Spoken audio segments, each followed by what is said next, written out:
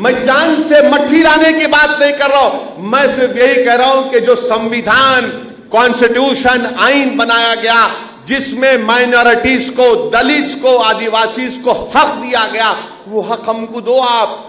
तो इन्हों क्या बोलते हैं, वो बात नहीं करना, तो हमारे पीछे आना, तुम बकरियों की तरह हमारे पीछे चलते रहना, हम तुम्हारे को हड्डियां डाले तुम खा लेना, तुम आवाज नहीं उठाना, तुम लड़ना नहीं हक के लिए, तुम भीख मांगना हमारे से, तुम इलेक्शन नहीं लड़ना, तुम खाली वोट डालना, तुम इलेक्शन लड़ने के लिए नहीं पैदा हुए, तुम सिर्फ वोट डालने के लिए पैदा हुए। मजलिस तुम्हारे दरमियान में आकर ये कह रही है कि तुम वोट भी डालोगे मगर वोट अपनी पार्टी को डालोगे, एमपी बनेगा, एमएलए बनेगा तो तुम्हारा भी बनेगा। आखिर क्या बात है कि हम क्या गुलामी करने के लिए पैदा हुए? हम क्या भीख मांगने के लिए पैदा हुए इन लोगों से? क्या हम डर डर कर अपनी जिंदगी गुजारेंगे? क्यों डरेंगे हम? हमको अपना हक चाहिए। अगर सबको मिलता है तो मुझे भी मिलना चाहिए, अगर नहीं मिलता तो सबको नहीं मिलना चाहिए। ये हमारी लड़ाई है। मगर ये तमाम सेकुलर पार्टियों का क्या बोलना है, बात नहीं करना, ज्यादा समझ में नहीं आ, डराते हमको। मगर याद रखो, मैं आपसे अपील कर रहा हूं, डरने की जरूरत नहीं है। ये मुल्क जितना सबका है उतना मुसलमानों का भी है। हम यहां पर अव्वल दर्जे के शहरी थे, है और रहेंगे इंशाअल्लाह ताला। ये बात एमआईएम पार्टी जब करती है तो इनको अच्छा नहीं लगता। देखो ये भड़काऊ भाषण दे रहा है, ये भड़काऊ भाषण नहीं है। मैंने जितनी भी बात की अब तक पिछले 10 मिनट में, मैं किसी मजहब के खिलाफ कोई बात नहीं कह रहा हूं। मैं क्या कह रहा हूं, भाई अगर तुमको नौकरी मिलती है तो मेरे को भी नौकरी मिल रहा। अगर तुम्हारे बच्चे स्कूल में पढ़ते हैं तो मेरे बच्चे भी पढ़ना चाहिए। तुम्हारी बच्ची कॉलेज जाती है तो मेरी बेटी भी जाना चाहिए। ये मजलिस की लड़ाई है। मगर ये लोग क्या बोलते हैं, ये क्यों आता है ये आदमी, ये क्यों मजलिस जाकर इस तरह के बातें करती है? आपको अपने हक के लिए लड़ना पड़ेगा और लड़ाई के लिए आपको अपना वोट 10 तारीख के दिन एमआईएम पार्टी को डालना पड़ेगा। पतंग के निशान पर आपको अपना वोट डालना पड़ेगा। मेरे अजीजान मिल्लत, मेरी इज्जतदार मां और बहनों, आपको अपना वोट डालना पड़ेगा। 10 तारीख के दिन निकलकर पतंग के निशान पर आप बटन दबाइए, अपनी पॉलिटिकल लीडरशिप को बनाइए, अपनी पार्टी को मजबूत करिए। ये लोकल बॉडी का इलेक्शन है, म्युनिसिपैलिटी का इलेक्शन है। और ये तमाम सेकुलर पार्टी छोड़ दीजिए, ये कितने सेकुलर है मैं जानता हूं इन लोगों को। मैं पार्लियामेंट में देखता हूं इन तमाम पार्टीज को। आप मेरा रिकॉर्ड उठाकर देख लो, अगर कोई पार्टी बीजेपी के खिलाफ बोलती है, वोट भी डालती है, मैं चैलेंज करके बता रहा हूं, मजलिस का जो रिकॉर्ड है 100% हम बीजेपी के खिलाफ पार्लियामेंट में वोट देते आए। ट्रिपल तलाक का मसला आया, क्या कर रहे थे ट्रिपल तलाक के मसले में? ऐसा 1 कदम आगे 2 कदम पीछे, ऐसा ही कर रहे थे ना। 1 कदम आगे मुसलमानों को खुश, फिर 2 कदम पीछे मोदी को खुश करने को। ये मजाक है ये। इसीलिए मैं आपसे अपील कर रहा हूं, आपके वोट की वैल्यू होना। अधोनी से पूरे मजलिस के कैंडिडेट कामयाब हो गए, तो आप देखो जब असेंबली पार्लियामेंट का इलेक्शन आएगा, अब तक ये एमएलए आ रहा ना, कल जगन मोहन रेड्डी नायडू आके बोलेंगे पेदलू तम्मड़ू,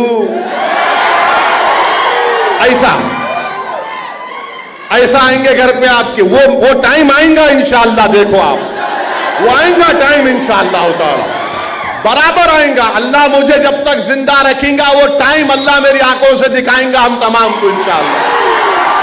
वो बताएंगे लोगों को हम कोई खैरात नहीं मांग रहे, हम कोई भिखारी नहीं है, हमको हमारा हक मिलना चाहिए और मिलेगा इंशाअल्लाह ताला।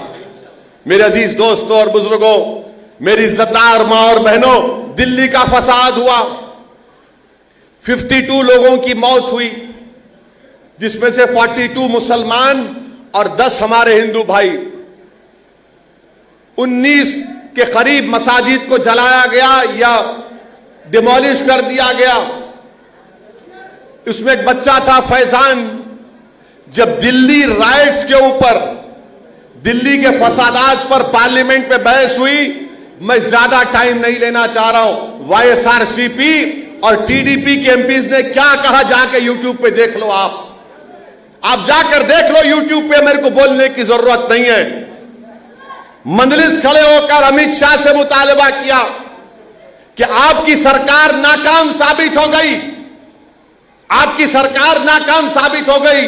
नरेंद्र मोदी की गवर्नमेंट कम्युनल राइट्स को रोकने में नाकाम साबित हो गई, बल्कि दिल्ली का यह फसाद राइट नहीं था, यह जेनोसाइड था, नस्लकशी थी। आप तमाम ने वीडियो देखा उस बच्चे का, वो फैजान बच्चा रोड पे पड़ा हुआ है, उसको दिल्ली की पुलिस दिल्ली की पुलिस या कहां की पुलिस थी, लठों से मार रही थी और मार के बोल रही थी जनगण मन पढ़ो। उसके बाद वो फैजान मर गया। फैजान का ये जो थोपड़ा था, यहां की हड्डी टूटी हुई थी, सर के अंदर खून जम गया था। फैजान के मारने वालों का अब तक कोई अरेस्ट नहीं हुआ। कोई पूछने वाला है? पूछो इन लोगों से, सेकुलर पार्टी है ना, बोलो बोलो फैजान के बारे में। बोलेंगे हमको क्या करना है, वहां दिल्ली में हुआ, आंध्र प्रदेश में हुआ क्या? मेरे भाई, यही मिजाज है इन लोगों का, डरा के, फुसला के, और हम कोई हमारे वोट हासिल करते आए हैं।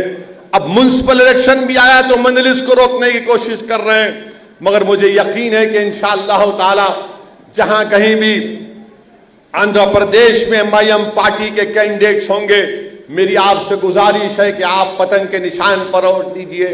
अब बीजेपी के बारे में क्या बोल सकते हैं? प्राइम मिनिस्टर नरेंद्र मोदी के बारे में क्या बोल सकते हैं? पेट्रोल दलाते गाड़ी में, दलाते मोटरसाइकिल में, मजा आ रहा दलाने में? नहीं आ रहा? आ रहा, मजा आ रहा। पेट्रोल पंप गए तो क्या देखते आप? पेट्रोल पंप जाते कि मोदी की तस्वीर, आओ 100 रुपये दलाओ। ये बीजेपी काम कर रही है। हम जगनमोहन रेड्डी साहब से बोल रहे, जगनमोहन रेड्डी साहब जरा बोलो ना, मोदी को बोलो कम करो। ये क्या है ये? 100 रुपये लीटर, 90 रुपीज लीटर। डीजल करीब 90 रुपये हो गया। और बीजेपी बोल रही नेशनलिज्म, बीजेपी फुला बोल रही। अरे कहां का गरीब तो परेशान है, गरीब इतना परेशान है कि गरीब की नौकरियां चले गई मोदी के हुकूमत में। नौकरियां बच्चों को नहीं मिलती है, किसान परेशान है, आदिवासी परेशान है, दलित परेशान है, ये सब लोग परेशान है। ये देख रहे हैं कि अक्सरियती तबके की जमहूरियत, majoritarian form of democracy Bharat में मुसल्लत की जा रही है। मैं जगनमोहन रेड्डी साहब से अपील कर रहा हूं कि आप समझो हमारी बात को, आप ये हिंदुत्व ताकतों को रोको, वरना याद रखो आप कल आप भी शिकार हो जाएंगे इसके। बीजेपी आरएसएस आंध्रा में घुस रही है, खामोशी से काम कर रही है। बीजेपी ये कोशिश कर रही है कि नायडू को साइकिल पे बिठा के घर में बिठा के सुला देना और हम यहां पर अपोजिशन पार्टी बन जाना। इसीलिए हम आपसे अपील कर रहे हैं, बीजेपी अगर कल यहां पर आ जाएगी तो जगनमोहन रेड्डी आपको नुकसान होगा। आप हिंदुत्व फैशिस्ट फोर्सेस से मुकाबला करो। जिस तरह राजशेखर रेड्डी ने कम्युनिज्म पर कोई कॉम्प्रोमाइज नहीं किया था। मैं एमएलए था 1999 में, राजशेखर रेड्डी कांग्रेस के लीडर ऑफ अपोजिशन थे। मैंने करीब से देखा वाईएसआर को कि कैसे राजशेखर रेड्डी ने कभी भी फाशिज्म और कम्युनिज्म पर कोई कॉम्प्रोमाइज नहीं किया था।